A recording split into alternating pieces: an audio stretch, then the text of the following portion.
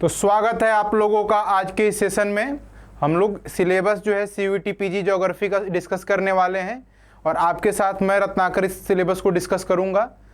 इस सिलेबस को डिस्कस करने से पहले मुझे वसीम बरेलवी की एक बड़ी मशहूर गज़ल की लाइन याद आ रही है, जहाँ रहेगा वहीं रोशनी लुटाएगा, जहाँ रहेगा वहीं रोशनी लुटाएगा, किसी चिराग का अपना कोई मकान नहीं होता। नमस्ते, मेरा नाम रत्नाकर है और मैं आपको ज्योग्राफी पढ़ाऊंगा सीयूईटी पीजी के लिए। और आप मेरे साथ आज सिलेबस को डिस्कस करेंगे। हम point wise, topic wise, weightage wise और थोड़े डिटेल में सिलेबस को डिस्कस करेंगे, ताकि ये पता चल पाए कि वो कौन से टॉपिक हैं जो प्लेन पढ़ने हैं, कौन है जो अप्लाइड पढ़ने हैं, कौन है जिनको बार बार रिवाइज करना है और किन के लिए कॉन्सेप्ट बिल्डिंग जरूरी है। इन डेप्थ एनालिसिस करेंगे। मैं अपने बारे में बता दूं, मैं बनारस हिंदू यूनिवर्सिटी में स्कॉलर हूं और आपके साथ मैं ये पूरा सेशन कंटिन्यू करने वाला हूं। आप देख सकते हैं मेरा प्रोफाइल। मैं गेट भी क्वालिफाई किया हूं और नेट जेआरएफ भी क्वालिफाई किया हूं और अभी मैं शोध छात्र भी हूं और आपको पूरे पॉइंट वाइज, पूरे सेशन वाइज मैं आपके साथ बना रहूंगा और ये आपकी जिम्मेदारी है कि आप मेरे साथ बने रहें। आइए शुरू करते हैं हम इस सिलेबस के बारे में।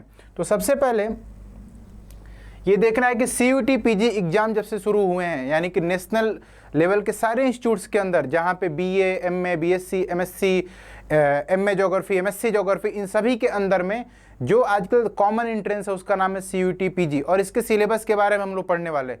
सीयूईटी पीजी ज्योग्राफी का सिलेबस एक ब्रॉड सिलेबस है, थियोरेटिकल सिलेबस है, प्लेन, अप्लाइड और नेचुरल वे का सिलेबस है। कुछ कॉन्सेप्ट सीधे सीधे हैं, कुछ कॉन्सेप्ट अप्लाइड हैं और कुछ कॉन्सेप्ट्स के साथ है कि उसमें आपको थोड़ा याद भी करना पड़ सकता है। लेकिन 80% और 90% सिलेबस जो है वो हमारा सिलेबस अप्लाइड है या सीधे सीधे समझने, कॉन्सेप्ट बिल्डिंग है। तो हमारा ये काम है कि हम अपने कॉन्सेप्ट को कैसे मजबूत करते हैं। अगर हम सिलेबस की बात करें, उससे 2 मिनट पहले ये बात करूँ कि जो सीयूईटी पीजी का एग्जाम है हमारा, इसका पैटर्न क्या है। तो हमारे जो टोटल नंबर ऑफ क्वेश्चंस आएंगे वो हैं 75।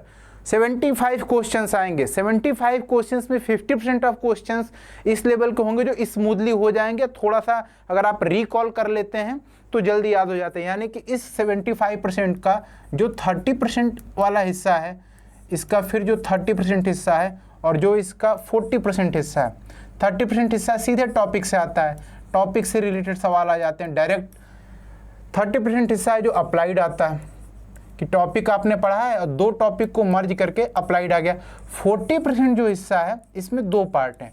एक पार्ट वो है जिसको हम बोलते हैं रिकॉल, यानी कि फैक्ट से रिलेटेड, और दूसरा सीधे जैसे थॉट कर जो सवाल आते हैं कि अगर आपको साइंटिस्ट का नाम याद है तो ठीक है, नहीं याद है तो फिर गड़बड़ हो जाएगा। तो ये 3 पार्ट तो हम बड़े इजीली क्लियर करके चले जाते हैं। यहाँ पे फंसती है प्रॉब्लम और यहीं से डिसाइड होता है मेरिट। आप कितना हाई रैंक पाएंगे इसी बात पे डिसाइड होता है कि आप थॉट वाले जो हिस्से हैं, जिस पे डिफाइन करना, जिस पे सोच के काम करना, अगर वो कर ले जाते हैं तो मैं दावे के साथ कहता हूँ भारत की कोई भी इंस्टीट्यूट जो एमए, एमएससी ज्योग्राफी में एडमिशन देती होगी उसमें आपका दाखिला होके रहेगा। नेक्स्ट बात है 75 क्वेश्चंस के लिए हमारे पास क्या है, 90 मिनट है। टोटल 90 मिनट का मतलब होता है 1.5 घंटा। 1.5 घंटा में आपको पेपर पढ़ना भी है, सही क्वेश्चंस को मार्क करना है, उसको कंप्यूटर में दर्ज करना है और इसी में उसको सोचना भी है। तो इसलिए अगर हमारी प्रैक्टिस मजबूत नहीं है, अगर हमारे कॉन्सेप्ट्स, कोर कॉन्सेप्ट्स बिल्ड नहीं है, तो हम ये काम नहीं कर सकते। और ये मेरी जिम्मेदारी है आपके साथ कि मैं आपको एक एक कॉन्सेप्ट, एक एक थियरी, सारी बातें बताऊं। नेक्स्ट है कि हमारे टोटल मार्क्स कितने हैं, तो वो हैं 300। 300 नंबर की परीक्षा है, 75 सवाल आएंगे, 1.5 घंटा समय मिलेगा और सारे के सारे पढ़ाए जाने का यही एक कारण है कि आपको अच्छे संस्थान में एडमिशन मिले। सीयूईटी पीजी के इस कॉन्सेप्ट, सीयूईटी कॉन्सेप्ट्स में आपको पूरी की पूरी सुविधा दी जा रही है। आप हमारे साथ लगे रहिए। 1 नंबर की निगेटिव मार्किंग होती है और हर एक क्वेश्चन पे 4 मार्क्स मिलते हैं। तो अगर आप देखेंगे तो 75 × 4 ये इक्वल टू है 300। 75 × 4 इक्वल टू 300 मार्क्स। इस 300 मार्क्स में आपको, आप टारगेट बनाइए कि आप 260, 280, 290 मार्क्स अटेंड करेंगे। ये मैं पढ़ा रहा हूँ और आपकी ये जिम्मेदारी है। क्वेश्चंस कैसे होते हैं, बिल्कुल फिर से मैं ये बात कहना चाहूँगा कि 75 सवाल होंगे, 90 मिनट होंगे और 300 नंबर के पेपर होगा। आपको कहीं और जाने की जरूरत नहीं है। आपको पूरी की पूरी कोर्स यहाँ मिलेगी, सारा का सारा कॉन्सेप्ट मिलेगा, डाउट क्लास चलेगी, पूरा का पूरा concept wise, theory wise, practical wise, पूरे के टॉपिक को अप्लाई करके क्लाइमेट में कैसे अप्लाई करते हैं, फिजिकल को, सारे इंटरलिंक टॉपिक को, उनसे कैसे कैसे सवाल जनरेट होते हैं और मैं आपको दिखाऊंगा कि एग्जामिनर ने कितनी चालाकी से दो टॉपिक्स को मर्ज किया और एक तीसरा सवाल बना के रख दिया। तो आप मेरे साथ देखिए, बनिए और इस कोचिंग को बिल्कुल ज्वाइन करें। आप सीयूटी कॉन्सेप्ट के स्टूडेंट बने, आपका एडमिशन भारत की किसी भी संस्था जो एमए एमएससी ज्योग्राफी कराती है वहाँ पे आपका एडमिशन हो के रहेगा, ये हमारी गारंटी है। आप कुछ कदम हम चलेंगे, कुछ कदम आप चलिए। शेष हम देखते हैं कि हम यहाँ क्या करने वाले हैं। तो हम यहाँ करेंगे डेप्थ एनालिसिस, सब्जेक्ट की डेप्थ एनालिसिस, यानी कि कोई टॉपिक पढ़ेंगे, उस पर क्या क्या सवाल बन सकते हैं, उस टॉपिक का हम कहाँ कहाँ यूज कर सकते हैं और कैसे आगे बढ़ सकते हैं। सेकेंड है कि हम इफेक्टिव कम्युनिकेशन के साथ पढ़ेंगे, एज बाइलिंगुअल पढ़ेंगे, आपके सवाल भी सुनेंगे, आपके जवाब भी देंगे। और स्ट्रॉन्ग एनालिसिस करेंगे, कैसे उसको अप्रोच करना है और अगर वैसा कोई और सवाल बन गया तो फिर उसे कैसे अप्रोच करना है। तो आइए हम कॉन्सेप्ट्स के ऊपर चल। तो हमारा जो पहला उसका पार्ट है जिसको हम सेक्शन ए कहते हैं, उसे हम बोलते हैं फिजिकल ज्योग्राफी।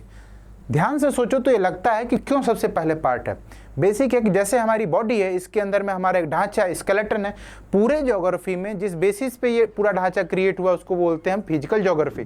फिजिकल ज्योग्राफी में बहुत सारे पार्ट हैं। फिजिकल ज्योग्राफी क्यों? क्योंकि यही एक वो टॉपिक है जिसमें ढेर सारे पैरामीटर्स चेंज होते हैं, पैरामीटर्स का इंटरेक्शन होता है, बहुत सारे थियोरेटिकल मर्जिंग होती है, सब न्यूमेरिकल्स भी पूछे जाते हैं और ये फंडामेंटल बेस बनता है जिन 5 टॉपिक्स का। उसका नाम है जियोमॉर्फोलॉजी। जियोमॉर्फोलॉजी मतलब नाम से ही पता है, मॉर्फोलॉजी मतलब फीचर यानी जिसमें चेंज हो, जियो मतलब अर्थ। अर्थ के फीचर में जो जो चेंजिंग होगी उसके बारे में जो सब्जेक्ट डिस्कस करेगा उसका नाम है जियोमॉर्फोलॉजी। और ये फिजिकल ज्योग्राफी का सबसे फंडामेंटल पहला पार्ट है। सेकेंड हमारा क्लाइमेटोलॉजी।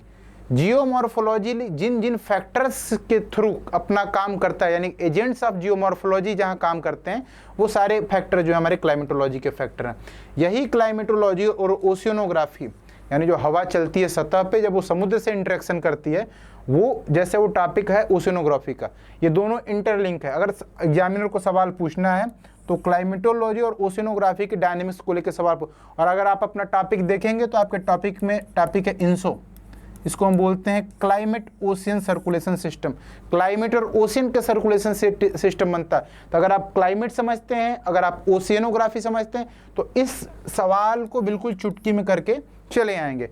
नेक्स्ट हमारा टॉपिक है बायोजियोग्राफी। इन तीन के ही इंटरेक्शन से ऐसा इन्वायरमेंट बनता है जहां कोई जीव यानी जीवन हो सकता है, बायोलॉजिकल फीचर्स हो सकते हैं, बायोलॉजिकल एक्टिविटी हो सकती है। इसलिए इन 3 फंडामेंटल्स को जियोमॉर्फोलॉजी, क्लाइमेटोलॉजी, ओशियनोग्राफी क्लियर करने के बाद हम जो हिस्सा पढ़ेंगे उसका नाम है बायोजियोग्राफी। ये सबसे इंपॉर्टेंट टॉपिक है इन 3 कॉन्सेप्ट्स की बेसिस पे बनने वाला। और नेक्स्ट है हमारे इंडिया के रिलेटेड ये चारों कॉन्सेप्ट्स जो हैं, यानी जियोमॉर्फोलॉजी, क्लाइमेटोलॉजी, ओशियनोग्राफी और बायोजियोग्राफी, ये सारे कॉन्सेप्ट्स हमारे वर्ल्ड लेवल के हैं, यानी कि हमेशा लागू होंगे। स्पेशल कॉन्टेक्स्ट में हम फिजिकल ज्योग्राफी ऑफ इंडिया पढ़ेंगे। अगर सिलेबस को देखें, सेकेंड पार्ट हमारा आता है ह्यूमन ज्योग्राफी। जो भी हमने फिजिकल ज्योग्राफी पढ़ा उसके बेसिस पे हम कि ह्यूमन हर जगह पाए जाते हैं, वो कैसे इन्वायरमेंट के साथ इंटरेक्ट करते हैं, वो कैसे डिस्ट्रीब्यूशन होता है, उनका कंट्रोल कैसे हो सकता है, पॉपुलेशन कैसा होता है। इन सब के अंदर में सबसे महत्वपूर्ण टॉपिक वो जियोग्राफिकल थॉट, यानी कि जो जियोग्राफर हैं, जो जियोलॉजिस्ट हैं, जो भूवेत्ता हैं, जो भूगर्भ वैज्ञानिक हैं, वो कैसे सोचते हैं कि ये कितना इंपॉर्टेंट है। जो ऑब्जर्वेशंस हैं उनको थियोरेटिकल वे देने वाले पेपर का हमारा नाम है ज्योग्राफिकल थॉट। और ये बहुत स्कोरिंग पेपर है। इस पेपर को आप ठीक से पढ़ लीजिए, ये बहुत ही स्कोरिंग पेपर है और ये मार्जिन को क्लियर करा देता है। सेकेंड है पॉपुलेशन ज्योग्राफी। पॉपुलेशन ज्योग्राफी का सिंपल मीनिंग है कि जो हमारा जियोमॉर्फोलॉजिकल टेरेन है, जो हमारी जियोमॉर्फोलॉजिकल फीचर है, जैसे कि प्लेन में ज़्यादा लोग रहते हैं, पहाड़ों में कम लोग रहते हैं। ऐसा क्यों है? क्योंकि उसकी जियोमॉर्फोलॉजी। और अभी हमने पिछले सेक्शन में जियोमॉर्फोलॉजी देखा कि वहाँ जियोमॉर्फोलॉजी सिलेबस है। तो नेक्स्ट सिलेबस जो पॉपुलेशन ज्योग्राफी है, हमारी क्लाइमेट कैसी है, वहाँ ओशियन होगा कि नहीं होगा, ये सारा कॉन्टेक्स्ट जो फिजिकल ज्योग्राफी हमें जो सिलेबस देती है उसके बेसिस पे हमारे अप्लाइड का पार्ट है ह्यूमन ज्योग्राफी। तो इसमें हम पॉपुलेशन ज्योग्राफी पढ़ेंगे, हमारे जो रिसोर्सेज मिनरल्स, खनिज का वितरण, रिसोर्सेज का डिस्ट्रीब्यूशन इंडिया में, वर्ल्ड में कहाँ कहाँ हुआ है, उसके बारे में जो टॉपिक पढ़ते हैं हम उसका नाम है ज्योग्राफिकल रिसोर्सेज। नेक्स्ट हमारा इकोनॉमिक ज्योग्राफी। जो पार्ट इन रिसोर्स ज्योग्राफी से जो मिनरल्स, पेट्रोलियम, कोल, विंड, जियोथर्मल एनर्जी आती है, जब उसके मार्केट के बारे में और उससे प्रभावित होने वाले, उससे इम्पैक्ट होने वाले नेचर के बारे में बात करते हैं तो उसका नाम है इकोनॉमिक ज्योग्राफी। और फिर इंडिया के स्पेशल कॉन्टेक्स्ट में जो सीवीटी के पेपर में है उसका नाम है ह्यूमन ज्योग्राफी ऑफ इंडिया। जैसे फिजिकल ज्योग्राफी ऑफ इंडिया वैसे human geography of India. Physical geography of India कैसे इंटरेक्ट या इम्पैक्ट करती है ह्यूमन के डिस्ट्रीब्यूशन में, जैसे इंडिया में ट्रॉपिक ऑफ कैंसर के ऊपर पॉपुलेशन का वितरण, ट्रॉपिक ऑफ कैंसर से नीचे स्पार्स, कैसा सदर्न इंडिया में माहौल रहता है, कैसा नदर्न इंडिया में होता है, ठंडी कितनी इंटेंस पड़ती है, ऐसा क्यों होता है और इससे ह्यूमन के डिस्ट्रीब्यूशन में क्या फ़र्क पड़ता है, इसके बारे में जहाँ हम बात करेंगे उसका नाम है human geography of India. Next हमारा है geographical techniques, 2 part, section A section B के बाद जो सबसे इंपॉर्टेंट, सबसे आसान और क्विक रिस्पॉन्स में जिसके सवाल सही हो सकते हैं उसका नाम है ज्योग्राफिकल टेक्निक। जियोग्राफिकल टेक्निक आपको रैंक दे सकती है, 2 से सिलेक्शन बड़े आसानी से हो जाएंगे।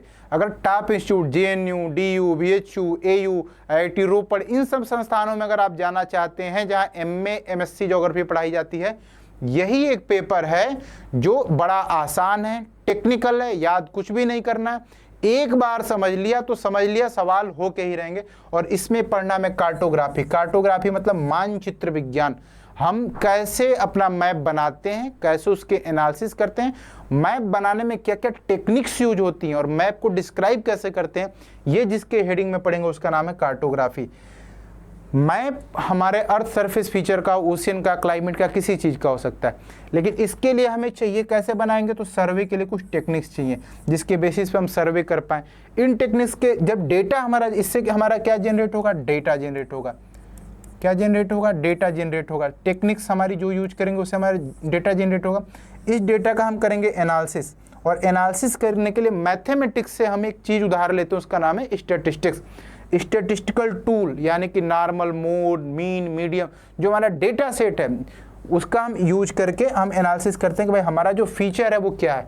और अभी जो सबसे नई टेक्नोलॉजी जिसमें आ रही है, जिसमें रोज के रोज नए नए इनोवेशंस चल रहे हैं, उसका नाम है रिमोट सेंसिंग एंड जीआईएस।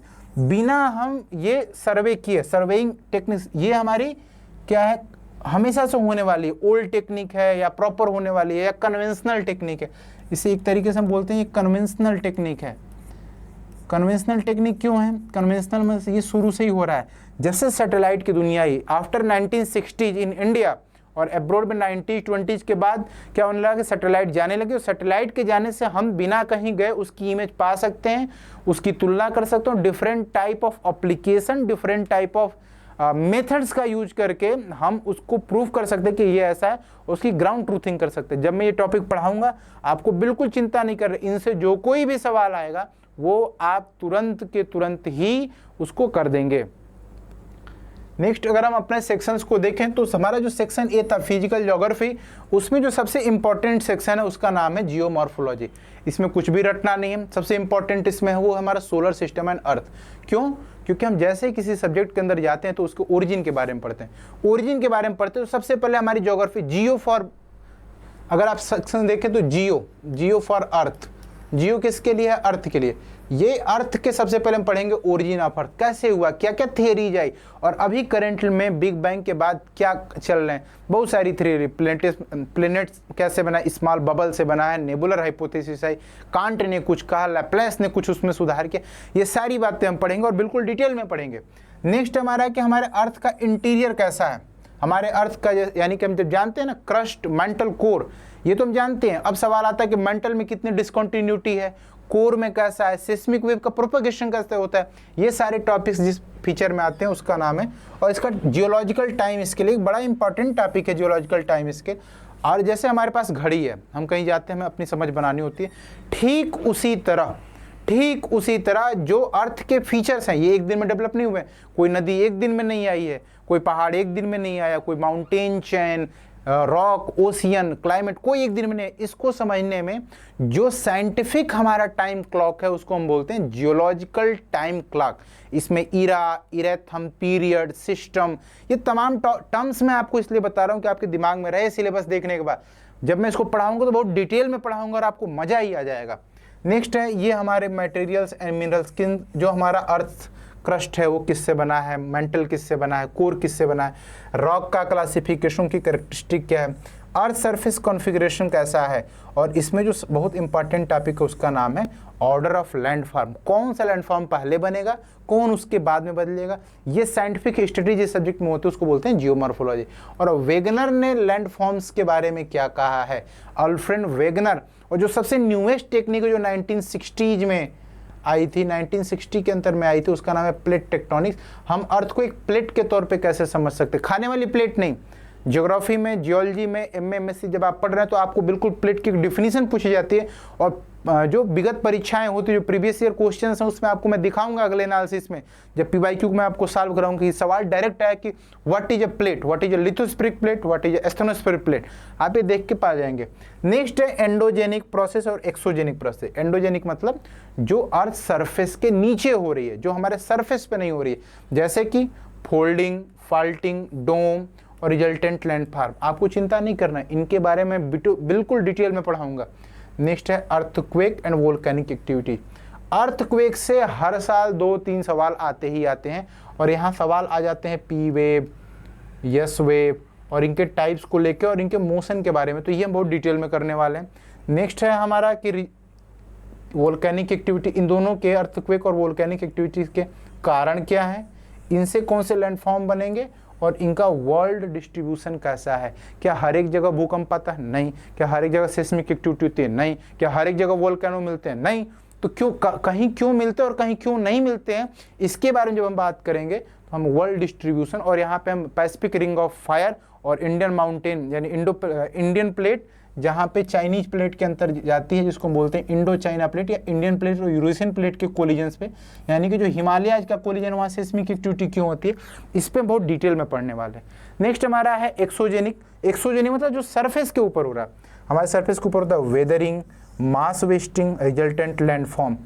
मतलब जैसे लैंडस्लाइड हो जाता है, अभी लैंडस्लाइड हुआ है, और रेगोलिथ यानी सॉइल का फॉर्मेशन कैसे होगा, सॉइल के क्या क्या टाइप्स हैं, ऑर्डर हैं, इसके क्या क्या एजेंट्स हैं, कौन इसको कर रहा है, पानी है, फ्लूवियल, ग्लेशियर, कोस्टल, एक नदी का पानी, फ्लूवियल नदी वाला पानी, कोस्टल मतलब जो समुद्र का पानी जो कर रहा है, एरिड एंड कास्ट यानी कि जो हमारा जियोमॉर्फोलॉजी रेगिस्तान में मिलता है वो वैसा क्यों है, इस पे डिस्कस करेंगे, और कौन कौन से लैंडफॉर्म्स बनेंगे और कौन कौन से हजार्ड है, लैंडस्लाइड, वोल्केनिक इरप्शन, ये हजार्ड है जिसमें लोग मर जाते हैं, जीवन का नुकसान हो जाता है, उसके बारे में भी अंडरस्टैंडिंग हम डेवलप करें। तो ये हमारा जो पूरा सेक्शन है बड़ा इजी, कुछ भी याद नहीं करना, कुछ भी याद नहीं करना, समझना है प्रोसेस को, रिजल्टेंट प्रोसेस से क्या क्या बनता है ये समझना है, और ये समझना है कि इससे जो सवाल आ रहे हैं, मतलब सवाल पढ़ा नहीं, जैसे सवाल दिखा नहीं कि ऑप्शन ऑप्शन ऑप्शन ऑप्शन तुरंत मारा, ये टिक, आप अपने 1.5 घंटे में 30 मिनट यानी 1 घंटे में पेपर करें, 30 मिनट रिवाइज करें। नेक्स्ट सेक्शन हमारा क्लाइमेटोलॉजी है। क्लाइमेटोलॉजी में सबसे इंपॉर्टेंट है वेदर के बारे में पढ़ना और क्लाइमेट के बारे में पढ़ना। एटमॉस्फेयर कैसे बना है, जो हमारे सन से रोशनी आती है वो कैसे इंटरेक्ट करती है। नेक्स्ट टॉपिक हमारा एटमॉस्फेरिक प्रेशर है। ये और ये दोनों टॉपिक एक दूसरे को रिलेट करते हैं। इसमें प्रेशर वर्टिकल कैसे, वर्टिकल इसका क्या चेंज है प्रेशर का, यानी कि अगर मैं कहूँ कि DP प्रेशर में जो चेंज हो रहा है ऊपर यानी यक्स के साथ, अगर यक्स डिस्टेंस है तो ऊपर जाने में क्या प्रेशर में चेंज हो रहा है, और इसको अगर मैं y मान लूँ, जनरली x इसको मानते y इसको मान, हॉरिजॉन्टल मूवमेंट में तो मान लूँ कि ये DP में y के साथ क्या चेंज हो रहा है, यानी कि हॉरिजॉन्टल जाने पे कैसा चेंज हो रहा है और वर्टिकल जाने पे कैसा हो रहा है, विंड और उसके क्या कारण हैं। फिर उसके बाद हमारे पास है कारण और टाइप्स ऑफ प्लेनेटरी विंड, कौन कौन सी सर्कुलेशंस जो हैं वो प्लेनेटरी हैं, यानी कि रोजबी वेव, केल्विन वेव, ये सब जो टॉपिक है। और लोकल वेव जैसे पीरियोडिक लू आता है, सुबह सुबह ठंडी हवा चलती है, ऐसा क्या क्यों होता है, टेम्परेचर और क्या क्या फैक्टर हैं उसके बारे में। और ये जो सब बड़ा इंपॉर्टेंट टॉपिक है टेम्परेचर इन्वर्जन, जिससे रेगुलर सवाल पूछे गए। कारण ये कि हमारा जो फंडामेंटल अंडरस्टैंडिंग है टेम्परेचर इन्वर्जन, उसमें थोड़ा कौतुक पैदा करता है, आश्चर्य पैदा, वंडर पैदा करता है, अरे ये कैसे हो गया, होता इन्हीं लॉज के अंतर्गत है, वो किसी इससे बाहर नहीं होता। लेकिन वो ये बताता है कि नहीं नहीं ये एक प्रोसेस है जिसमें हम ये कर सकते हैं और बड़ा इजी है, बहुत इजीली हम समझ लेंगे। एटमॉस्फेरिक मॉइस्चर में हम समझेंगे ह्यूमिडिटी क्या है, इवेपोरेशन एंड कंडेंसेशन क्या है, और ये दोनों कॉन्सेप्ट कितने ईजी हैं, हाइड्रोलॉजिकल साइकिल। और ये टॉपिक पढ़ते पढ़ते हम यहाँ पे पढ़ लेंगे मॉनसून के बारे में, और इससे सवाल कम से कम 2-3 सवाल, मिनिमम 2 सवाल आने ही आने। नेक्स्ट हमारा है एयर मास और फ्रंट। एयर मास कहाँ जनरेट होती है, कहाँ मूव करती है, जो हॉरिजॉन्टल विंड है, जो हॉरिजॉन्टल वर्टिकल डिस्ट्रीब्यूशन हमने पढ़ा था ये टॉपिक, ये इसको कैसे यहाँ पे मूव कराता है। और फिर मैं बता रहा हूँ कि अभी मैंने पिछले स्लाइड में कहा था कि जब आप क्लाइमेट समझ लेते हैं और ओशियन समझ लेते हैं तो आप ओशियन और क्लाइमेट के फेनामेना को समझते हैं, और उनका नाम है ट्रॉपिकल और टेम्परेट साइक्लोन। हर एक दिन पढ़ना है और हर पेपर में सवाल इससे आए हैं, और इसमें इंसो, एल नीनो, ये सारे सवाल, हर सवाल मतलब इतना इजी आता है, लोग गलत कैसे करते हैं। इतने आसान टॉपिक है जिसको पढ़ाया जाए तो मजा ही आ जाता है। और फिर एक क्लाइमेटिक क्लासिफिकेशन, कोपन नाम के साइंटिस्ट ने क्लाइमेट को कैसे समझाया, थॉर्नवेट ने कैसे समझाया। और एक बहुत सिंपल बात बताऊं कि इस पे सवाल डायरेक्ट आता है कि इनका बेसिस क्या था समझाने का, वो तक लोग गलत करते हैं। लेकिन आप हमारे यहाँ पढ़ रहे हैं, मैं आपको पढ़ा रहा हूँ, गलत होने का चांस ही नहीं है। नेक्स्ट है रोल क्या है क्लाइमेट का ह्यूमन लाइफ में, जिससे ह्यूमन ज्योग्राफी बड़ी प्रभावित होती है, और कैसे वहाँ एटमॉस्फेरिक पॉल्यूशन और ग्लोबल वार्मिंग के बारे में क्या कारण है और क्या इसके कॉन्सिक्वेंसेस होते हैं। नेक्स्ट सेक्शन हमारा ओशियनोग्राफी। ओशियनोग्राफी में हमारी इसको हम बोलते हैं हिप्सोमेट्री। ओके, यहाँ लिखा भी है हिप्सोग्राफिक कर्व। ओशियन कैसा है, उसका पार्ट है continental shelf, slope, plain, trench और डीप। ओशियन के डिफरेंट पार्ट हैं, वो अलग अलग हाइट के हिसाब से और प्लेट के साथ किस तरह का ट्रेंच है कि कहाँ ट्रेंच होगा कहाँ ट्रेंच नहीं होगा। और इसीलिए एग्जाम्पल के लिए भी देखो दिया भी है relief of Atlantic, Pacific, Indian ocean, क्योंकि इनके तीनों के जो बेस स्ट्रक्चर है वो बहुत अलग है। अलग होने के कारण उसके नीचे के प्लेट विवर्तिकी अलग है, प्लेट टेक्टोनिक्स अलग है। जब प्लेट टेक्टोनिक्स पढ़ा रहा हूँ तो इस टॉपिक को पढ़ाऊंगा, आप एकदम क्लियरली याद कर लेंगे। उसके बाद उसमें होता है पानी, ओशियन में क्या होता है, पानी होता है, और वो होता है नमकीन। वो नमक कहाँ से आता है और टेम्परेचर कैसे इनको प्रभावित करता है, इसलिए इसमें टॉपिक भी है। ओशियन एंड सी में सर्कुलेशन, ओशियन वाटर कैसे सर्कुलेट करता है, वेव कैसे वहाँ बनते हैं, और ये एकदम श्योर सा टॉपिक है जहाँ सवाल आते ही आते हैं, वेव कैसे बनते हैं और कैसे मूव करते हैं अटलांटिक ओशियन में, पैसिफिक ओशियन में, इंडियन। देखो यहाँ भी हमने पढ़ा इसका रिलीफ, और ये रिलीफ ही यहाँ आके इसके टाइड, इसके करंट जो होंगे, इसमें जो पानी बहेगा, जो अलग अलग जैसे करंट आएगा, करंट यानी कि वाटर मास जो मूव कर रहा होगा उसके बारे में, और टाइड के बारे में श्योर शार्ट 2 सवाल यहाँ टाइड के बारे में, कारण, उसके अलग अलग टाइप्स, और उसकी क्या क्या थियरी जो उसको समझने के लिए वैज्ञानिकों ने, जियोलॉजिस्टों ने, जियोग्राफर ने क्या क्या प्रयास किए हैं उसके बारे में। नेक्स्ट हमारा है मरीन डिपॉजिट। हमारी जो रिसोर्स ज्योग्राफी है उसमें भी ये टॉपिक है, कॉमन टॉपिक है। मरीन ज्योग्राफी यानी वहाँ कोरल रीफ है, कोरल रीफ समुद्र में आपको दिख जाएंगे, शैवाल भित्ति जिसे हम कहते हैं। फिर टाइप हैं उनके, बहुत सारे बैरियर रीफ है, अलग अलग फॉर्मेशन बनाते हैं, तो इससे हमें ये फायदा होता है कि अलग अलग टाइप की मिनरल डिपोजिशन भी हमें मिलती है। और कोस्ट में इन्वायरमेंट क्या है, ओशियन, और कैसे ये रिसोर्स है फ्यूचर के लिए। आप जब इसे एमए में सिलेबस में, एमएससी ज्योग्राफी के सिलेबस पढ़ेंगे, आपको पता चलेगा कि आजकल सबसे हाउस होल्ड जो एनर्जी का सबसे पावरफुल भंडार है हमारा ओशियन है। नेक्स्ट है बायोज्योग्राफी, क्लाइमेटोलॉजी, ओशियनोग्राफी, फिजिकल ज्योग्राफी पढ़ने के बाद इन तीनों को अगर मिला के हम जहाँ पढ़ेंगे उसका नाम है बायोज्योग्राफी। बायोज्योग्राफी की खास बात है, बायोस्फीयर वो है, 3 स्फीयर हैं हमारे पास, एटमॉस्फेयर, हाइड्रोस्फीयर और लिथोस्फीयर। ये जो पार्ट बनाते हैं, अगर इसको एटमॉस्फेयर बोलें, लिथोस्फीयर बोलें और इसे हाइड्रोस्फीयर बोले, तो ये जहाँ पार्ट बनाते हैं यहीं पे रहता है ह्यूमन, और ह्यूमन जहाँ रहता है उससे उसका नेचर कैसे इंटरेक्ट करता है उसका नाम है ह्यूमन बायोज्योग्राफी। बायो का मीनिंग ही होता है, ह्यूमन से ज़्यादा इंपॉर्टेंट बायो वर्ड का मीनिंग लिविंग बीइंग। बायो मतलब लिविंग, और लिविंग इंटरेक्शन कैसे होते हैं, कैसे जीव जंतु, पशु पक्षी, मछली, सांप कैसे इंटरेक्ट करते हैं। तो बायोस्फीयर का मीनिंग क्या है, कॉन्सेप्ट क्या है, कंपोनेंट क्या है इकोसिस्टम के, इकोलॉजी के, बायोम क्या होते हैं जिस पे हर साल ही सवाल आए हैं, और वर्ल्ड में कहाँ कहाँ मेजर बायोम्स पाए जाते हैं और उनकी कैरेक्टरिस्टिक क्या है। ये सवाल इतना ईजी है, इतना आसान टॉपिक है, अगर आप पढ़ें इसको, और एक बार ही मैं पढ़ाता हूँ, आप दोबारा उसको रिवाइज करके देखें, आपके सारे सवाल हो जाएंगे। और इसके अलावा भी किसी पेपर में ज्योग्राफी आता तो सारे हो जाएंगे। फंक्शन क्या है बायोज्योग्राफी का, ट्रॉफिक लेवल मतलब एनर्जी का डिस्ट्रीब्यूशन कैसा है, फ्लो कैसा है, उनके साइकिल क्या है, और जियो केमिकल साइकिल में जो बहुत इंपॉर्टेंट है, लाइफ में केवल ऑक्सीजन इंपॉर्टेंट नहीं है, कार्बन इंपॉर्टेंट है। जब आप फोटोसिंथेटिक रिएक्शन पढ़ते हैं फोटोसिंथेसिस का, तो आप ये देखते हैं कि वहाँ पे कार्बन अंदर जा रहा है और ऑक्सीजन बाहर आ रहा है। डे टाइम में कार्बन साइकिल, नाइट्रोजन और ऑक्सीजन। हर बार सवाल पूछा जाता है, इस बार भी पूछा जाएगा, जब तक पेपर बनेंगे तब तक पूछा जाएगा इस पे।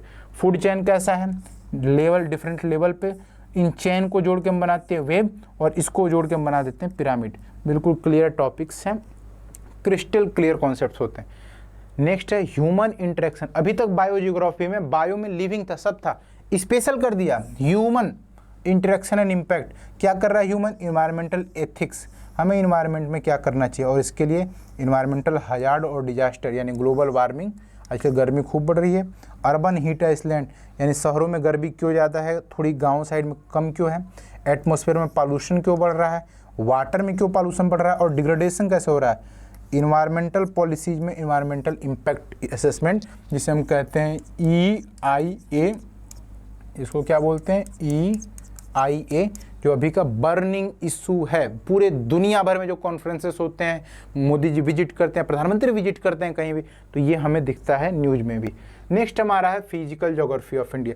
जो कुछ भी पढ़ा है उसको फिजिकल ज्योग्राफी ऑफ इंडिया को, जो कुछ भी पीछे पढ़ा है उसको इंडिया के कॉन्टेक्स्ट में अगर पढ़ेंगे तो इंडिया में हमारा जियोलॉजिकल स्ट्रक्चर कैसा है।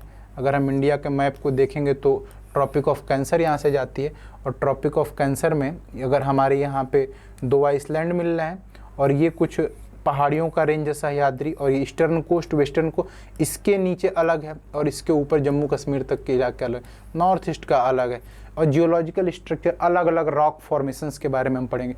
फिजिकल फीचर्स क्या हैं, कैसी हिमालय है, प्लेटूज हैं, पहाड़ हैं, दर्रे हैं, सब के बारे में पढ़ेंगे। ड्रेनेज पैटर्न कैसा है, गंगा यमुना बह रही है, ताप्ती गोदावरी कावेरी सब बह रही है, और इनके चलते ड्रेनेज के चलते जो डिपॉजिट होता है उसका नाम है सॉइल, उसके टाइप क्या है, उसके डिस्ट्रीब्यूशन क्या है, और भारत में जो इतना हरा भरा सब दिख रहा है वो कैसे बना है, तो इसकी प्रोसेस और इसका डिस्ट्रीब्यूशन हम जहाँ पढ़ेंगे उसका नाम है physical geography of India.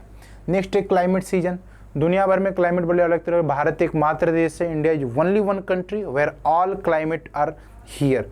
Why?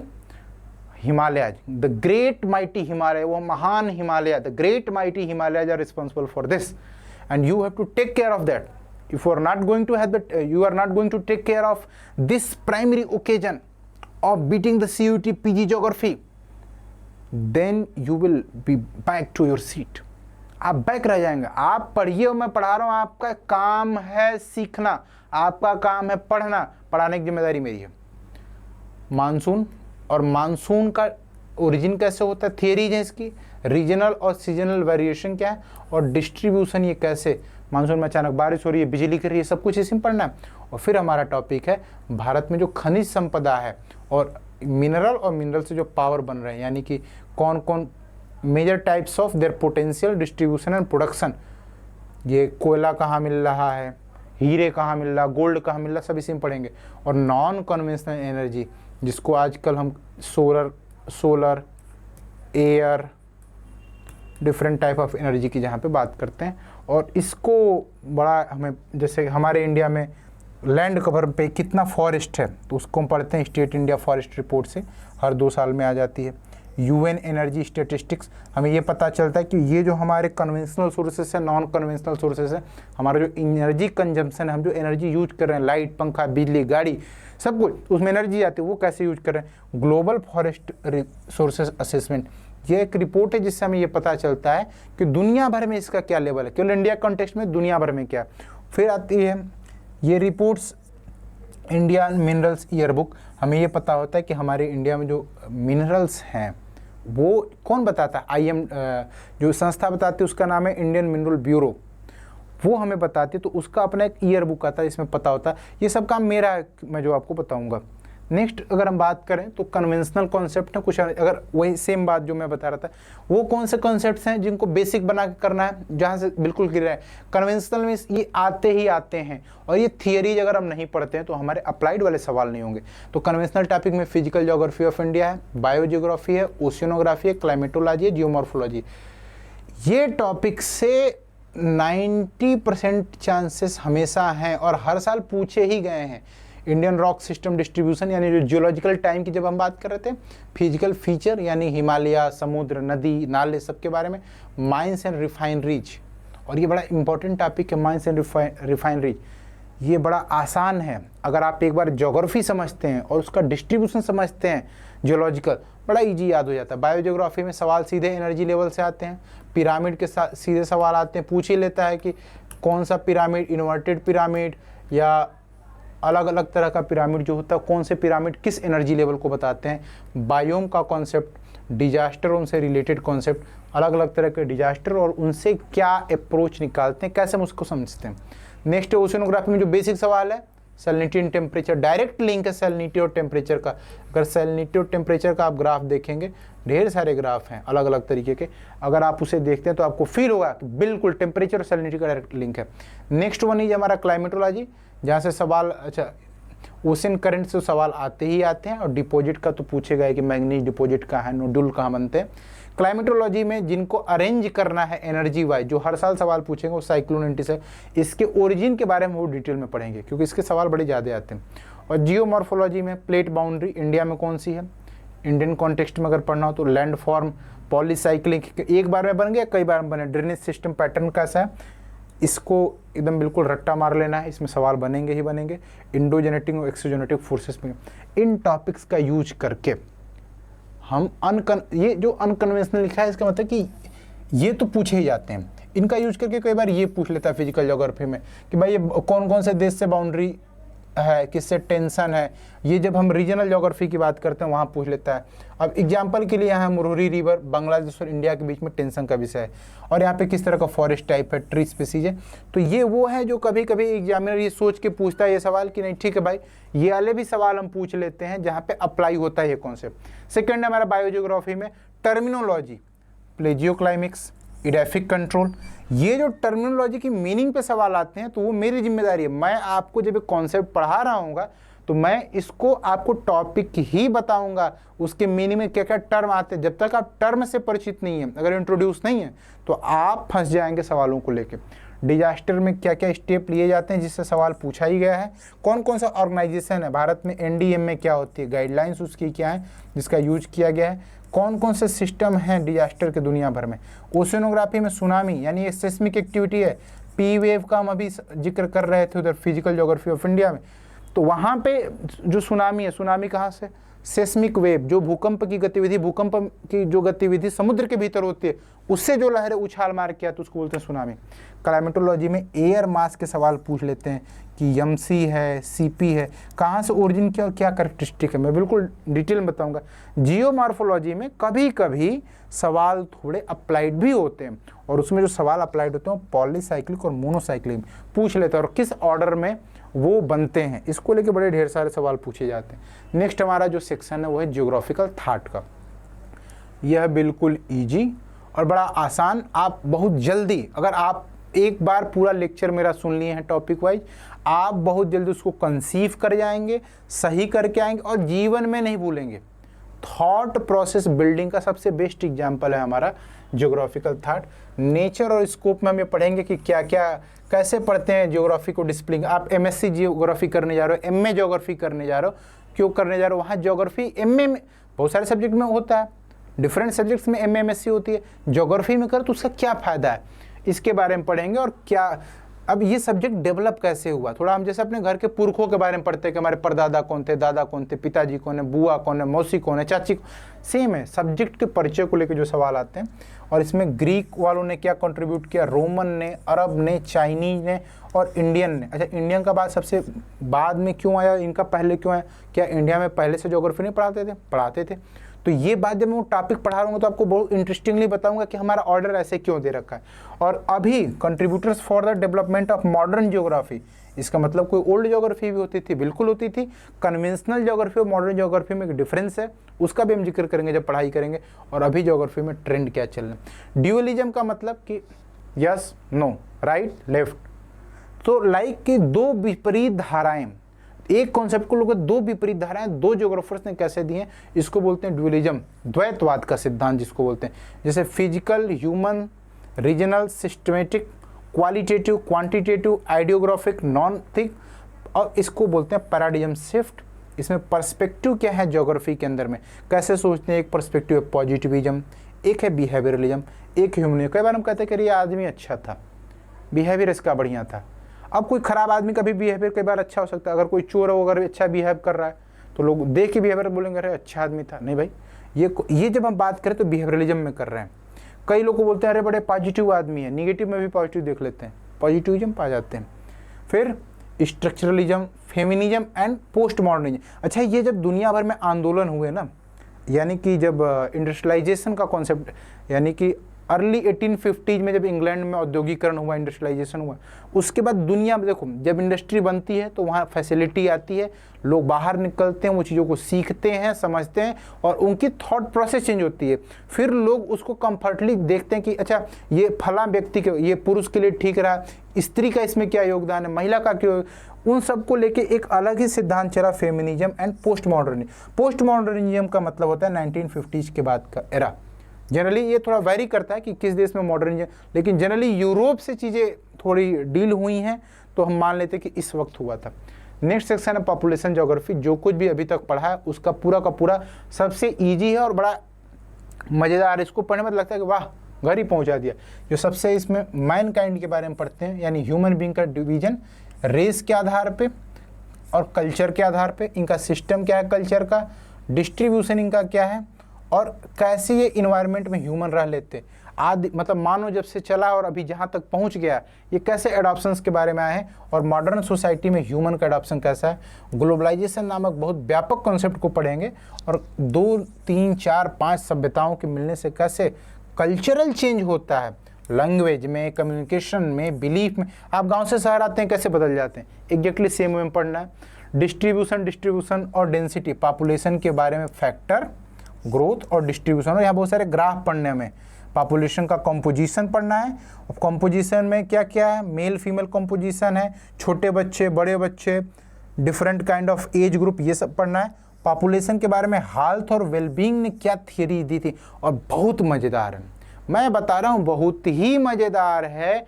इसको पढ़ना मतलब बल्ले बल्ले हो जाना है। नेक्स्ट हमारा माइग्रेशन, लोग मूव क्यों करते हैं, 2 तरह का, बाउंड्री के अंदर मूवमेंट और बाउंड्री के बाहर मूवमेंट, और फिर मूव करके कहीं जाएंगे तो रह जाएंगे। और वो रूरल इलाका है कि अर्बन इलाका है, अगर अर्बन इलाका है तो उस प्रोसेस को बोलते हैं अर्बनाइजेशन। और पैटर्न है कि लोग दुनिया भर में किस अर्बन इलाकों में ज़्यादा रहते हैं, उनके क्या क्या फैक्टर हैं, और जब ज़्यादा लोग रहने लगेंगे तो उनको मैनेज करने के लिए बनानी होगी पॉलिसी, और उस पॉलिसी डेवलपमेंट का जो पेपर उसको हम बोलते हैं पॉपुलेशन ज्योग्राफी में माइग्रेशन थियरी के अंतर्गत हम पढ़ते हैं। नेक्स्ट है हमारा इलेक्टोरल ज्योग्राफी। इलेक्टोरल ज्योग्राफी में हमारे फ्रंटियर्स और बाउंड्रीज के बारे में बात करते हैं। जब 2 देशों की बात करते हैं तो उनकी कहीं ना कहीं बाउंड्री लगती होगी, उनसे जैसे आपका पड़ोसी से इंटरेक्शन होता है, देश का भी बगल वाले देश से इंटरेक्शन होता है, उनके क्या क्या इफेक्ट हैं और उससे कैसे जियोपॉलिटिक्स, ज्योग्राफी कैसे पॉलिटिक्स को और वर्ल्ड आर्डर को बताती है, और इससे जो जियोपॉलिटिकल कॉन्फ्लिक्ट आता है, जैसे हमारे Indo Pakistan, India Pakistan, India Bangladesh, India China, India Myanmar का जो बॉर्डर है, इन पे हमेशा सिचुएशन एक जैसी नहीं होती। वो क्यों नहीं एक जैसी होती, क्योंकि हमारी विचारधाराएं, व्यवहार, रहने का तरीका, थॉट प्रोसेस बड़ा डिफरेंट है। सो कैसे ये डिफाइन करता है, ये इसकी बात थी। नेक्स्ट हमारा है ज्योग्राफी ऑफ रिसोर्सेज। अभी तक जो कुछ भी पढ़ा, बिना पैसा कमाए तो काम चलेगा नहीं जीवन में, तो इसके लिए जो पढ़ना है, हमें पढ़ना है ज्योग्राफी ऑफ रिसोर्सेज। और इसमें जो सबसे पहले पढ़ना है कि रिसोर्सेज का नेचर कैसा होगा, रिसोर्स और इन्वायरमेंट के क्या इंटरेक्शन है, रिसोर्सेज का क्लासिफिकेशन क्या है, प्राइमरी, सेकेंडरी, टर्सरी, कौन से रिसोर्सेज हमेशा मिल जाएंगे, कौन नहीं मिलेंगे, और बायोटिक मतलब कुछ लिविंग बीइंग भी रिसोर्स हैं, कुछ नॉन लिविंग बीइंग भी रिसोर्स हैं, इसके बारे में। वाटर, फॉरेस्ट, सॉइल में हमें जो पढ़ना है, वाटर में भी देखो स्पेशली है type, distribution, economic, environmental significance, ये सबके लिए लागू है, सॉइल के लिए है, फॉरेस्ट के लिए, वाटर के लिए। अब प्रॉब्लम क्या है, फॉरेस्ट से रिलेटेड डिफॉरेस्टेशन, सॉइल से रिलेटेड सॉइल इरोजन, और वाटर से रिलेटेड वाटर पोल्यूशन है। और ये टॉपिक बार बार पढ़ना होगा ज्योग्राफी में, तो अलग अलग कॉन्सेप्ट में ये बार बार टॉपिक भी पढ़ना होगा। फिर हमें जो चीज़ खाने को मिलती है, जो हमें चीज़ अच्छी लगी उसको खूब खा लेते, बीमार हो जाते हैं। नेचर के साथ भी वैसा है कि हमें ज़्यादा नहीं खाना है, हमें सोच समझ के खाना है, उसी को बोलते हैं एक्सप्लॉयटेशन, अधिक, उसका जितना ज़रूरत है उससे ज़्यादा। तो ह्यूमन ने उसमें क्या उत्पात मचाया है, अभी डिफॉरेस्टेशन यहाँ पड़ा, देखो फिर आ गया, माइनिंग करके, और एग्रीकल्चर एंड इंडस्ट्रियलाइजेशन से क्या इफेक्ट पड़ा इन्वायरमेंट पे, पॉल्यूशन, पॉपुलेशन का प्रेशर क्या है, जैसे मान लेते हैं कि एक थाली खाना है, 2 आदमी खा रहे हैं, कोई प्रॉब्लम नहीं, 10 आदमी अगर किसी का पेट नहीं भरा, सभी कुपोषित हो जाएंगे। बड़ा इंपॉर्टेंट टॉपिक है और इससे दुनिया भर में यूटिलाइजेशन रिसोर्स का कि हम कैसे इफेक्टिव वे में करें। और जैसे इंडिया और चाइना का पॉपुलेशन बहुत ज़्यादा है, क्यों ज़्यादा है, क्या फैक्टर्स हैं और इसका क्या इम्पैक्ट है। हमारे पास जब 4 ही रोटी और लोग बढ़ते जाएंगे तो सबके पेट खाली होते जाएंगे, पेट कम भरेंगे, उत्पात मचेगा, खाली खोपड़ी होगी, दिमाग खराब होगा लोगों का।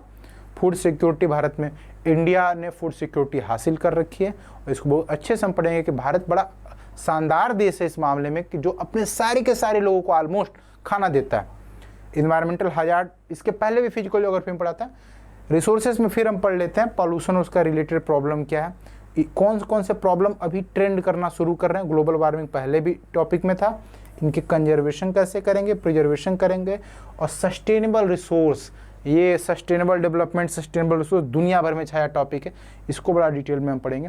ये वही सारी रिपोर्ट्स हैं जिनको हम यूज करते हैं। ये मेरा काम है कि मैं आपको ये रिपोर्ट्स को कंपाइल करके उनसे आने वाले सवालों के बारे में डिस्कस करूँ। नेक्स्ट हमारा ये है कि इकोनॉमिक ज्योग्राफी इंपॉर्टेंट क्यों। रिसोर्स और इकोनॉमिक में क्या है, हर एक रिसोर्स इकोनॉमिक नहीं है, हर एक रिसोर्स इकोनॉमिक नहीं है, तो इसका ध्यान रखना है। इसमें सबसे पहले याद करना है कि सेक्टर्स क्या क्या हैं जिन जिन में लोग काम करते हैं और उन सेक्टर्स के लिए ज्योग्राफिकल कंडीशंस क्या हैं। जो इकोनॉमिक एक्टिविटीज़ हैं वो डिफरेंट सेक्टर्स में अलग अलग होती है, उनके लिए ज्योग्राफिकल, हम जैसे कुर्सी बैठते हैं तो कुर्सी अलग अलग तरह की होती है, टेबल अलग अलग तरह का, तो बिस्तर अलग अलग तरीके का होता है। इन सब की कंडीशंस मिलके कैसे बनाते हैं। इसमें agriculture, mining, fuel, manufacturing, nature और ट्रांसपोर्ट, 3 अलग अलग एजेंसीज हैं। Primary activity agriculture, mining, fuel, primary activity, secondary activity, fuel जो है, अच्छा ये एक्टिविटी हो गई manufacturing, secondary activity, international trade. तो प्राइमरी, सेकेंडरी, टर्शियरी जो फंडामेंटल कॉन्सेप्ट है इनके। अब एग्रीकल्चर में केवल खेती करना नहीं आता, पोल्ट्री भी आती है, wheat, rice, maize, commercial crop, cotton, sugar cane, tea, coffee, rubber, India में इनका डिस्ट्रीब्यूशन कहाँ है, फिशरीज एंड लाइव स्टॉक, जीव जंतु और मछलियों का उत्पादन, और इनके बारे में पढ़ेंगे। ये बड़ा आसान टॉपिक, आसान सेंस की बड़ा जल्दी समझ में आ जाएगा। इसमें फैक्ट याद रखने होंगे तो आपको बार बार महीने में 1 बार 2 बार रिवाइज तो करना ही होगा। फिर आएंगे माइनिंग इकोनॉमी पे। अच्छा माइनिंग के साथ इकोनॉमी क्यों, माइनिंग होगी तो पैसा भी निकलेगा। कौन कौन से ऐसे हैं जिससे हमको मिनरल्स को एक्सप्लॉइट कर सकते हैं वर्ल्ड में और इंडिया के अंदर में, क्या इसका दिक्कत है, आयरन, मैग्नीज, बॉक्साइट और कॉपर। इन्हीं 4 टॉपिक को पढ़ना और यही 4 सवाल आते भी हैं। फ्यूल को लेके कैसा, petroleum, coal, hydro electric power, atomic energy और कन्वेंशनल सोर्सेस, यानी कि जो हमारे कन्वेंशनल है, यानी कि गांव में देखो गोबर से बनाते हैं, जो क्या उसको बोलते हैं, मैं रिकॉल नहीं कर पा रहा हूँ, गोबर का जो बनाते हैं उसको यूज करते हैं। तो ये सारे कन्वेंशनल हैं, लकड़ी यूज करते हैं, पत्ते यूज करते हैं कन्वेंशनल। नॉन कन्वेंशनल में हमारा गैस है, हाइड्रो पावर है, बायोफ्यूल है, इन सब का यूज करते हैं।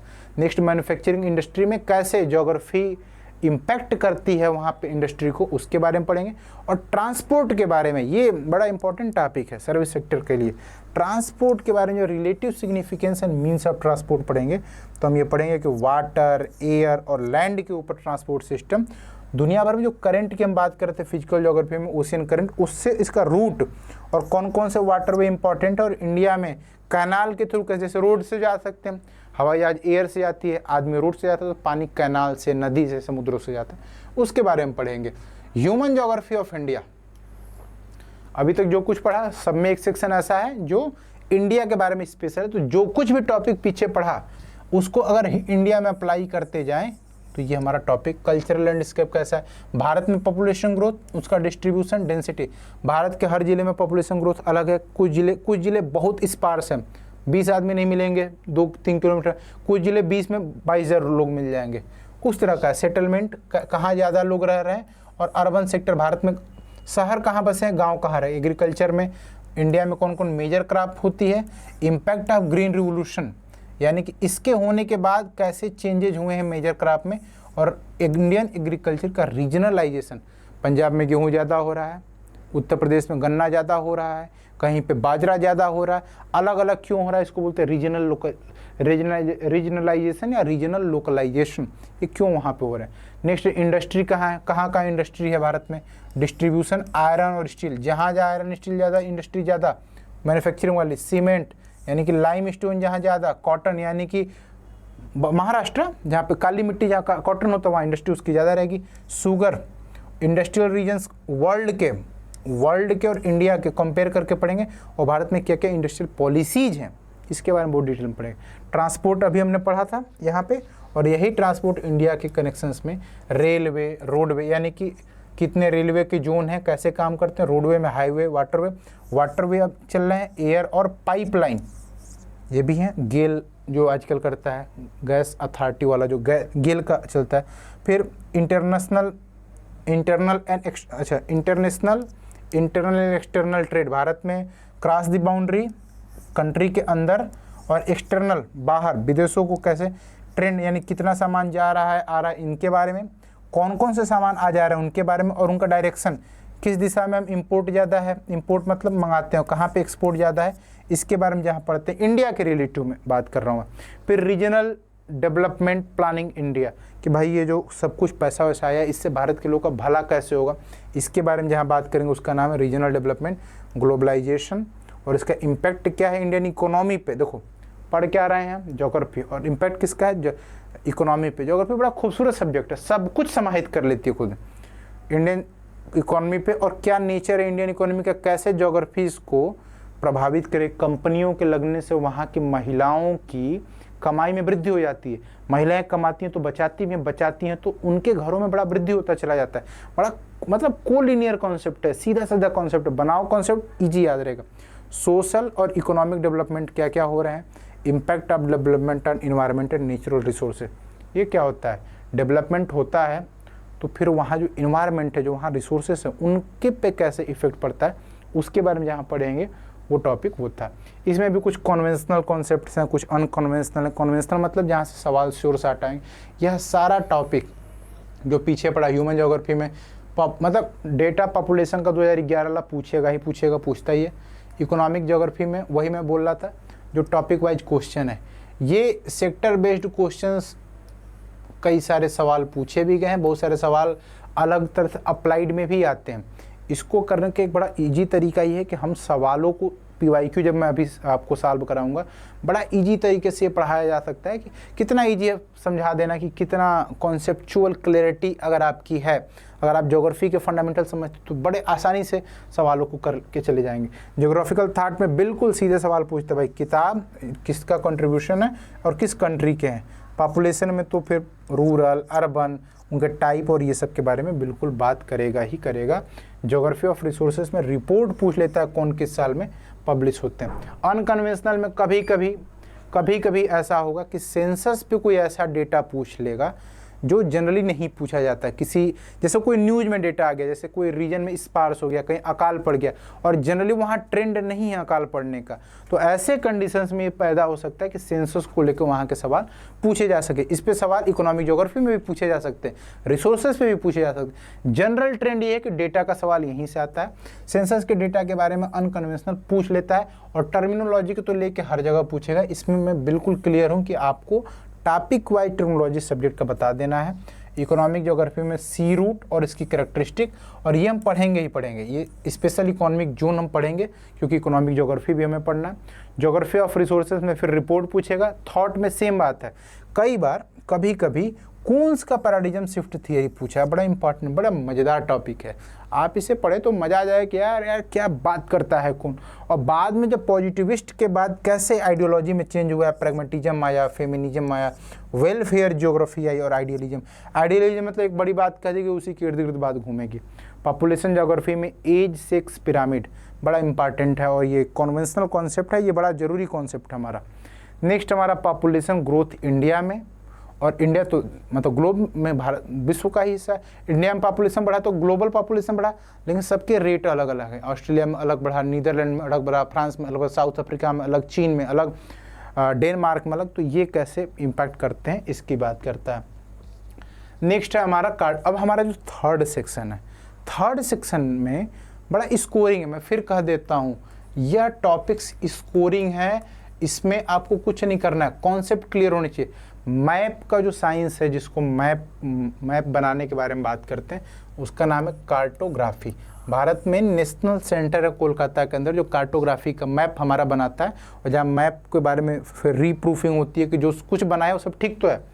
तो स्केल क्या होता है मैप बनाने के लिए, जैसे आप मैप पे देखते हैं कि ये हमारा घर है, भारत का नक्शा छोटे में भी दिखता है, बड़े में भी दिखता है, ये स्केल डिपेंडेंट है। ये मैं समझाऊंगा कैसे रेशियो लेते हैं, मैप के क्या क्या टाइप हैं और उनके क्या क्या स्केल्स हैं, और कैसे हम मैप बना सकते हैं, ग्राफिक मैप या लीनियर स्केल, कैसे किसी रिडक्शन, इनलार्जमेंट रिडक्शन, ये स्केल से जुड़ा हुआ टॉपिक है, स्केल से जुड़ा हुआ टॉपिक है, और क्या क्या इसके मेथड, इससे सवाल आएंगे ही आएंगे, एकदम श्योर है इसके सवाल तो आएंगे ही आएंगे।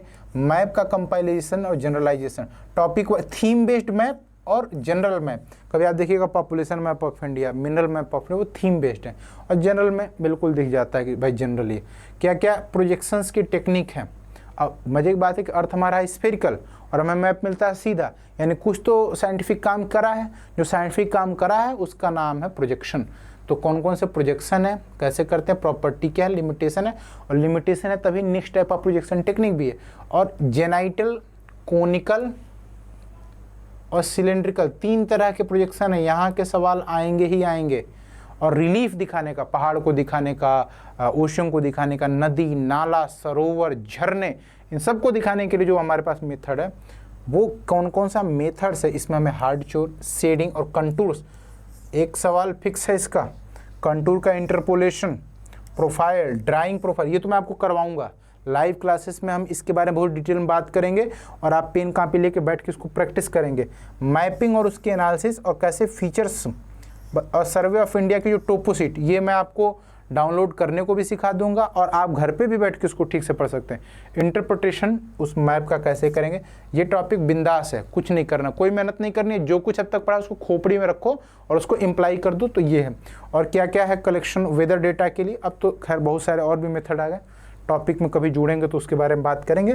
मेथड और इंस्ट्रूमेंट के नाम पे हमारे पास अभी कंस्ट्रक्शन ऑफ क्लाइमोग्राफ, क्लाइमेट के बारे में जब बात करेंगे तो क्लाइमोग्राफ, और हेजरग्राफ, आइसोथर्म, आइसोबार, आइसोहाइट, यही सवाल ट्रॉपिकल साइक्लोन और एक्स्ट्रा ट्रॉपिकल साइक्लोन को प्रभावित करें, कैसे वेदर मैप सिंबल क्या यूज करते हैं, interpretation of Indian daily weather, इसका मैं एक डेटा आपको इस पर करा के एग्जाम्पल में करा के बता दूंगा ताकि आप इजीली समझ पाएँ पूरी की। मैपिंग की क्या क्या टेक्निक है, और किसकी मैपिंग की, पॉपुलेशन की, social, economic and cultural data, dot, isoplethic and choropleth method. अच्छा, ये मेथड्स हैं। मेथड्स क्या है कि जैसे हम चीनी कैसे खाएं, हम रोटी कैसे खाएं, रोटी के साथ सब्जी खाएं, रोटी के साथ दूध खाएं, रोटी के साथ दही खाएं, हमारे डिफरेंट ऑप्शंस है, ये एक तरीके हैं जिन पे हम करते हैं। नेक्स्ट हमारा एक तरीका है सर्वेइंग टेक्निक, ये जो मैप जनरेट हुआ वो कैसे जनरेट हुआ, उसके लिए टेक्निक है। टेक्निक्स फिजिकल और इकोनॉमिक फील्ड सर्वे होते हैं, socio economic, physical geography, social geography, economic geography, और जो जैसे हम कोई काम करने जाए तो क्यों करने जा रहे हैं, जैसे कि मैं अगर बाहर जाता हूँ फील्ड के अंदर, यानी कि हिमालय जाता हूँ, क्या मैं पत्थर लेने जा रहा हूँ, क्या मैं पानी का सैंपल ले आने जा रहा हूँ, क्या मैं कोई स्पेशल काम के लिए जा रहा हूँ, क्या मैं वहाँ पे स्ट्रक्चरल चेंज है उसके लिए जा रहा हूँ, क्या वहाँ मैं जियोमॉर्फोलॉजी के लिए जा रहा हूँ, हमारा उद्देश्य क्या है। जैसे आपका उद्देश्य है टॉप करना, सीयूटी पे बड़े संस्थानों में एडमिशन लेना, जलवा बरकरार रखना, उसी तरह इन सर्वेइंग टेक्निक्स का एक उद्देश्य है, हमारा पर्पज क्या है, उसके हिसाब से हम कौन सी सर्वे टेक्निक यूज करेंगे ये मैटर करता है। डेटा का कैसे कलेक्शन करते हैं, और ये बड़ा इंपॉर्टेंट टॉपिक है, फिर से कह देता हूँ, इससे सवाल आएगा ही आएगा। और जो सबसे हमारा कन्वेंशनल मेथड रहा हुआ हमारा चैन एंड टेप मेथड, अभी भी यूज होता है, सैटेलाइट की दुनिया होने के बाद भी अभी भी ये मेथड पूरा यूज होता है, जिसमें प्रिज्मेटिक कंपास सर्वे करते हैं। ये मैं आपको यहाँ पे ठीक से करा के बताऊँगा। टेबल सर्वे कराते हैं या लेवलिंग टेक्निक्स यूज करते हैं, उसमें हम आजकल इलेक्ट्रॉनिक इंस्ट्रूमेंट आ जाने की वजह से 2 इम्पॉर्टेंट है, उसमें थियोडोलाइट और इलेक्ट्रॉनिक डिवाइसेस का यूज करते हैं। ईजी है, जैसे थर्मामीटर यूज करते हैं बुखार नापने के लिए, तो वो भी एक तरीके का डिवाइस है, इसको भी यूज करके हम इजीली सारे काम अपने कर लेते हैं। नेक्स्ट हमारा सेक्शन जो स्टैटिस्टिकल टेक्निक, स्टैटिस्टिक्स मैथमेटिक्स का एक टर्म है। वहाँ पे क्या है कि डेटा के बारे में जब हम मैथमेटिक्स में बात करते हैं तो हमारे पास एक वर्ड आता है स्टैटिस्टिक्स, और हमारे पास कुछ कुछ इंपॉर्टेंट टेक्निक्स हैं स्टैटिस्टिक्स की। उस टेक्निक को हम जब ज्योग्राफी में यूज करते हैं तो बोलते हैं स्टैटिस्टिकल टेक्निक। और टेक्निक क्या है, फ्रीक्वेंसी डिस्ट्रीब्यूशन और histogram, central tendency, mean, mode, median जिसकी बात करते हैं। यहाँ सेंट्रल टेंडेंसी का मतलब मीन, मोड और मीडियन, ठीक है, और उनको जियोग्राफिकल और स्टैटिस्टिकल डेटा पे कैसे दिखाती हैं। जब मैं आपको मैप दिखाऊंगा तो आप बहुत इजीली समझ जाएंगे। नेक्स्ट हमारा सैम्पलिंग टेक्निक, सैंपल कैसे लेते हैं, अगर हमें नदी में पानी का सैंपल है तो कैसे, वो एक साइंटिफिक तरीका है। हम सैंपलिंग क्यों करते हैं, ताकि हमारे उद्देश्य की पूर्ति हो पाए। तो टेस्ट ऑफ सिग्निफिकेंस इसमें बड़ा इंपॉर्टेंट है, प्रोबेबिलिटी डिस्ट्रीब्यूशन की, नॉर्मल, बाइनोमियल और Poisson parametric and non parametric test, correlation and regression. यह एक मैथमेटिकल टर्म है, आपको अप्लाइड में पढ़ना है, बड़ा इजी लगेगा पढ़ाऊंगा तो। एग्जाम्पल, भरपूर एग्जाम्पल्स के 2-4 एग्जाम्पल्स टॉपिक वाइज पढ़ा दूंगा, आपको इजीली मिल जाएगा। अब आता है कि अब हम आजकल कन्वेंशनल टेक्निक से आगे सैटेलाइट की दुनिया, 1960 के बाद सैटेलाइट की दुनिया बहुत व्यापक तौर पे बढ़ी और हमारे अभी इंडिया ने निसार मिशन लॉन्च किया है, तो दुनिया भर में हमारी धाक भी जन रही सैटेलाइट में। तो एक इसको बोलते हैं रिमोट सेंसिंग प्रिंसिपल है, remote sensing techniques. Remote sensing techniques में टाइप्स ऑफ रिमोट सेंसिंग में aerial photography, satellite image, application of remote sensing. ये मैं आपको इमेज दिखा के और उसमें फीचर पहचान करा के बताऊंगा, ताकि आप केवल थियरी ना जाने, प्रैक्टिकली भी खोपड़ी अपनी ठीक रखें, ताकि अगर सवाल किसी ने ग्राफ ही बना के दे दिया तो भी आप कर लें। और यही अंतर है, कहीं और पढ़ेंगे ये नहीं मिलेगा, ये केवल यही मिलेगा। और दावा है, आप यहाँ पढ़िए, टॉप करने से कोई नहीं रुकेगा। कंपोनेंट एंड फंक्शन क्या है, जीआईएस, इसको बोलते हैं जियोग्राफिकल इंफॉर्मेशन सिस्टम। जैसे एक रोटी के ऊपर एक रोटी के ऊपर एक, जैसे इंफॉर्मेशन है, जैसे ये हमारा नाम है, ये हमारा गांव है, ये हमारा घर है, मैं क्या पढ़ता हूँ, क्या किया हूँ, कहाँ नौकरी करता हूँ, ये हमारे ही बारे में सारी इन्फॉर्मेशन दी गई है। तो किसी एक आदमी के बारे में, किसी एक फैक्ट के, किसी एक टॉपिक के बारे में, किसी एक चीज़ के बारे में जो सेट ऑफ इंफॉर्मेशंस आई है, पहला उसके बारे में इंफॉर्मेशन, सेकंड इंफॉर्मेशन, थर्ड, ये पूरा मिलकर इसको बोलते हैं जीआईएस है। तो हम इसका यूज कैसे करेंगे, spatial and non spatial data. मैंने अभी यहाँ बात किया था कि डेटा के बारे में हमारा जो मेथड काम करता है वो स्टैटिस्टिकल टेक्निक। यहाँ भी डेटा के बारे में बात करते हैं, यहाँ भी डेटा के बारे में बात करते हैं। हमारा डेटा का 2 टाइप है, वेक्टर डेटा और रेस्टर डेटा। बड़ा ईजी है, एग्जाम्पल के साथ समझाऊंगा, डोंट वरी। और जीआईएस एनालिसिस, इसको मैं आपको एप्लीकेशन पे करके दिखाऊंगा, आप देख के बड़ा मजा आएगा, कह रहे हाँ ये तो ईजी, इससे जो सवाल आएंगे that's very easy. Basic principle GNSS, हम इसे बोलते हैं GNSS, फुल फॉर्म न पूछ ले पेपर में, ये भी ध्यान रखना। That's called global navigation satellite system. इसके क्या क्या सेगमेंट हैं, और स्पेशली एक टॉपिक यहाँ आ जाएगा जियोइड और स्टेशंस।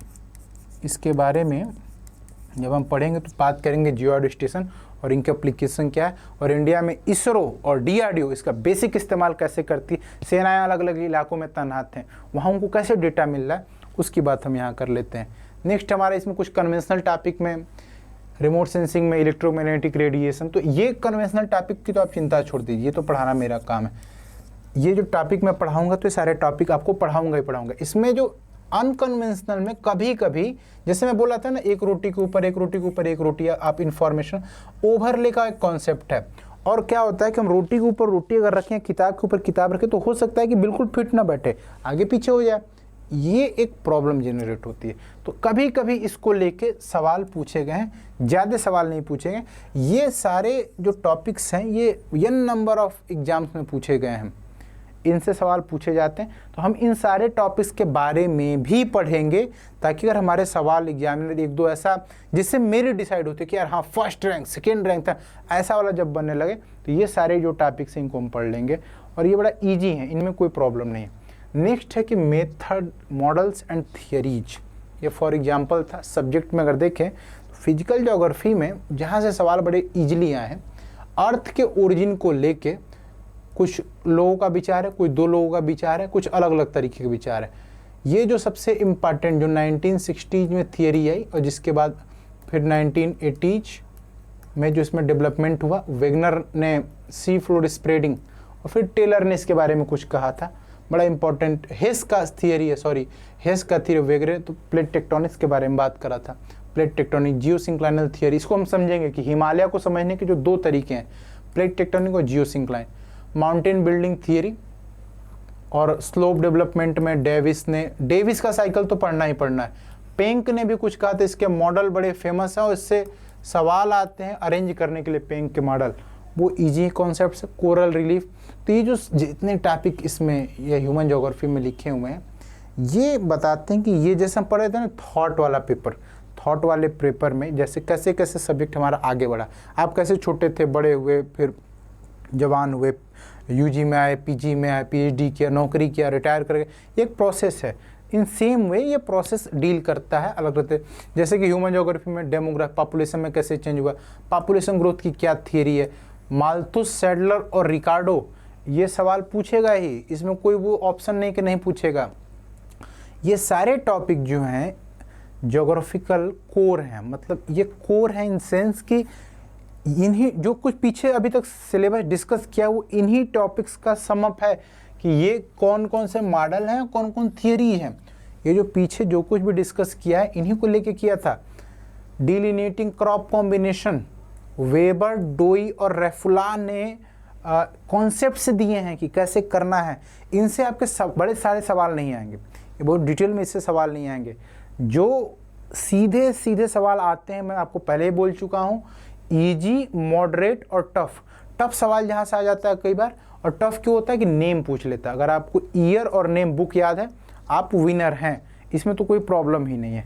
नेक्स्ट अगर मैं बात करूं फॉर एग्जांपल कि ये जो हंटर हैं और फूड गैदरर हैं दुनिया भर में कहाँ पाए जा रहे हैं, अगर हंटर्स को देखें तो हंटर्स गैदरर 10,000 साल बीसी पहले, ये देख रहे हैं आप, पूरा दुनिया भर में हंटर पाए जा रहे हैं। और ये है हमारी ट्रॉपिक ऑफ कैंसर TOC, और हमारे पास एक इक्वेटर है। तो इसका डिस्ट्रीब्यूशन कैसा है हमारे पास, और क्या है इक्वेटर। अच्छा, क्लाइमेट के लिए कहे कि अलग अलग क्लाइमेट में किन किन अलग अलग तरीक़ों से ये लोग डिस्ट्रीब्यूटेड हैं।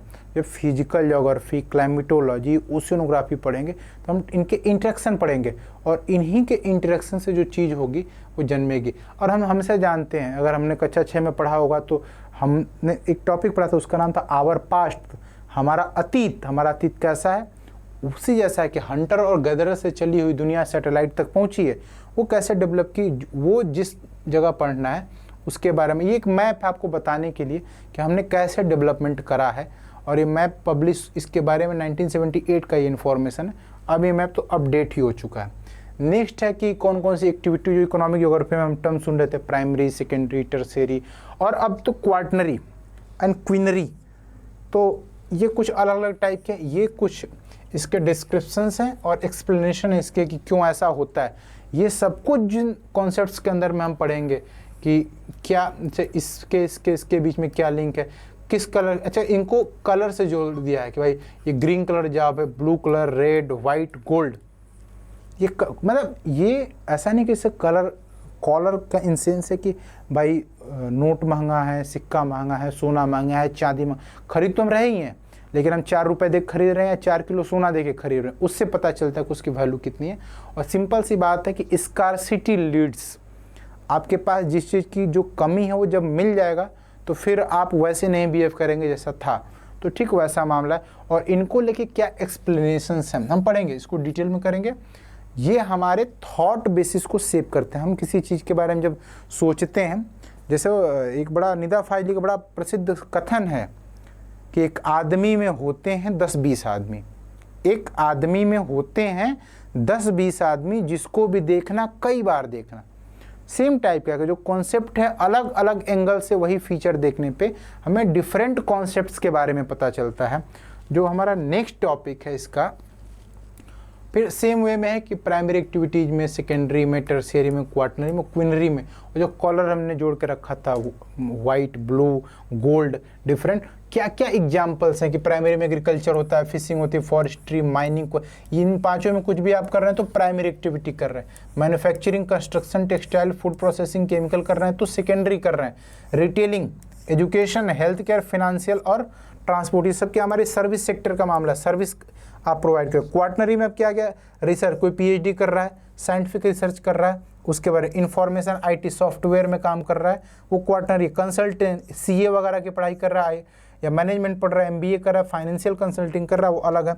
एजुकेशन में, हायर एजुकेशन में, प्रोफेशनल ट्रेनिंग में, मीडिया और कम्युनिकेशन में, जर्नलिज्म और डिजिटल मीडिया में, ये सब हमारी क्या है, क्वार्टनरी एक्टिविटीज है। नेक्स्ट जो अभी बड़ा मजे की चीज़ है वो है quinary activity, high level decision making, और जैसे हम कहते हैं ना सरकार में ज्वाइंट सेक्रेटरी या किसी सिस्टम का जो बॉस है, जो डिसीजन लेता है, जो कमेटी डिसीजन लेती है, उसके हम यूज करते हैं वर्ड क्विनरी एक्टिविटी, जिसमें हमारा जैसे एग्जीक्यूटिव मैनेजमेंट है, जो सीईओ होते हैं कंपनी के, पॉलिसी मेकर्स यानी गवर्नमेंट के अधिकारी जो ऊंचे लेवल पे हैं, टॉप कंसल्टेंट जो हम बोलते हैं कि सरकार ने इनको एनएस, जैसे अजीत डोभाल साहब को एनएस से तो क्या एडवाइजर है, नेशनल सिक्योरिटी एडवाइजर है, सीनियर मैनेजमेंट कंसल्टेंट जैसे बैंक के टॉप सीईओ, सेबी का जो प्रमुख है, ये सारे जॉब जो है क्वीनरी में आते हैं।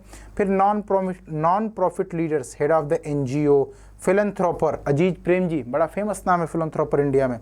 और फिर हमारे पास जो हमारा नॉन प्रॉफिट के बाद एकेडमिक रिसर्च में यूनिवर्सिटी में जो प्रोफेसर्स हैं और जो रिसर्च स्कॉलर्स हैं, इस तरह के जो काम हैं वो जो कर रहा है उसको हम बोलते हैं क्विनरी एक्टिविटीज़ में वो काम कर रहा है। नेक्स्ट जो हमारा लास्ट जो है ये दिया है इकोनॉमिक ज्योग्राफी के बारे में बात करते हुए, कई बार सवाल जो अलग अलग ऑर्गेनाइजेशंस हैं उनके हेड, जैसे वर्ल्ड रिसोर्स इंस्टीट्यूट का हेडक्वार्टर है वाशिंगटन में, यूएनईपी नैरोबी केन्या यानी साउथ अफ्रीका में, यूएनडीपी का है न्यूयॉर्क में, और वर्ल्ड बैंक का जहाँ पे एक बार बम विस्फोट हो गया था, बहुत फेमस घटना, आप पढ़िएगा इसको, तो यूएस में है। ये क्या क्या काम करते हैं और ह्यूमन के बारे में जो हम पढ़ रहे थे, तो ह्यूमन के डेवलपमेंट को चेक करने के लिए जो इंडेक्स है वो कौन जारी करता है, कब हुआ और कितने उसके फैक्टर्स हैं, ये सवाल पूछा भी है कि भाई ये हेल्थ लॉन्गेविटी लाइन, ये जो 3-4 फैक्टर्स हैं ह्यूमन इंडेक्स को डेवलप करने में, उनका क्या रोल है। तो ये जो सब कुछ हम पढ़ेंगे ये पूरा एक पैकेज है। पैकेज इन सेंस कि हम हर एक टॉपिक को एनालाइज करेंगे, हर एक टॉपिक पे आने वाले क्वेश्चंस के बारे में सोचेंगे, 2 टॉपिक्स को इंटरलिंक करके भी सोचेंगे, सिलेबस को पॉइंट वाइज पढ़ना है, कोई छोड़ना नहीं है, हर एक टॉपिक पे अपनी क्लैरिटी बना लेनी है। और मैं आपके साथ हूँ ही, आप थोड़ा पढ़िए, थोड़ा मैं आपको पढ़ाता हूँ। प्रैक्टिस के लिए पूरे क्वेश्चंस मिलेंगे, मॉक्स मिलेंगे और पूरी थियोरेटिकल क्लियरिटी मिलेगी, प्रैक्टिकल क्लियरिटी मिलेगी, थियोरेटिकल क्लियरिटी मिलेगी, आपको क्वेश्चंस मिलेंगे करने के लिए, डाउट पूछने के लिए प्रॉपर टाइम मिलेगा, प्रॉपर टॉपिक वाइज, कहीं पे भी आपको टॉपिक वाइज नहीं पढ़ाया जाएगा, प्रॉपर टॉपिक वाइज जो लिखा है उसके बारे में, उस पर जो क्वेश्चंस जनरल, मैं ये दिखाऊंगा कि इस टॉपिक से क्वेश्चंस बने कैसे हैं और वो क्वेश्चन कितने आसान हैं, आप जिसे बहुत भारी समझते हैं वो कितने आसान है। और ये आसानी बनाए रखना मेरा काम है, आपका काम है। आप सीयूईटी कॉन्सेप्ट के कोर्स को लीजिए, एमएससी ज्योग्राफी के एंट्रेंस के कोर्स को लीजिए, साथ बने रहिए। मैं दावा करता हूं और आप विश्वास करिए, ये फर्जी बात नहीं, एक एक टॉपिक को पढ़ाऊंगा, क्वेश्चंस भी बनवाऊंगा और क्या क्या प्रोजेक्शंस हो सकते हैं क्वेश्चंस उनसे रिलेटेड, कितना टफ हो सकता है, कितना इजी हो सकता है, कितना मॉडरेट हो सकता है, कहाँ डायरेक्ट पूछेगा, कहाँ इनडायरेक्ट पूछेगा, इन सब पे हम बहुत ग्रेट में डिटेल करेंगे। और मैं पूरा विश्वास करता हूं कि आप लोग पढ़ाई करेंगे, हम इंटरेक्शन करेंगे और धीमे धीमे धीमे धीमे, जैसे चद्दर जो है धागे से बनता जाता है, रस्सी से पूरी की पूरी मचान बन जाती है, हम धीमे धीमे कॉन्सेप्ट को बिल्ड करके इतना हार्ड कॉन्सेप्ट को कर लेंगे। सवाल देखा नहीं, 75 क्वेश्चन, 1.5 घंटा 90 मिनट और नंबर कितने, 300। टारगेट ही हमारा है 300 का है। पहली बात, हमें 300 नंबर से कम नहीं पाने, हमें ये नहीं कि हमें 296 पाने हैं, 292 पाने हैं, ये सब नहीं। हमारा टारगेट ही है कि हमें 300 पाने हैं, 300 से 1 नंबर कम नहीं पाने, टारगेट पूरा पाने का है। और इसमें कोई गलती नहीं होगी, मेरी जिम्मेदारी कि मैं आपको ठीक से पढ़ाऊं और आप पूरा का पूरा कॉन्सेप्ट रिवाइज करें, रिकॉल करें। मैं बताता हूं आपको स्ट्रेटजी, आप पढ़ें मेरे साथ। और मैं गारंटी से कहता हूं, मैं पूरे गारंटी से कहता हूं, आज तक आपको जो ज्योग्राफी पढ़ाई गई है और जो मैं आपको ज्योग्राफी पढ़ाऊंगा, सेम कॉन्सेप्ट को इतना साइंटिफिकली पढ़ाऊंगा, आप कभी नहीं बोलेंगे। Statistical method, cartography, human geography, physical geography, कितना इंटरलिंक है और कितना मज़ा आता है। आप अपने फन फैक्ट के लिए भी पढ़ सकते हैं और ये बहुत इंपॉर्टेंट है। तो ठीक है दोस्तों, आज के जो हमारी सेशन थी वो सेशन इसी बात के लिए थी कि हम अपना जो ये सिलेबस है उसको कितना डिस्कस कर और इन डेप्थ एनालिसिस कर लिया है। नेक्स्ट सेशन में जब हम मिलेंगे तो हम इस बात पे बात करेंगे कैसे हम अपनी स्ट्रेटजी डिस्क्राइब करेंगे और PYQ करके हम समझेंगे कि कौन सा टॉपिक इंपॉर्टेंट है, लेस इंपॉर्टेंट है, मॉडरेट है, सवाल कैसे फ्रेम हो रहे हैं और एकदम जिंदाबाद रहना है, CUT कॉन्सेप्ट का कोर्स ज्वाइन कर लेना है और आपका सिलेक्शन करवा के रहना है। और हम मिलते हैं फिर अपने नेक्स्ट सेशन में, तब तक के लिए हर हर महादेव।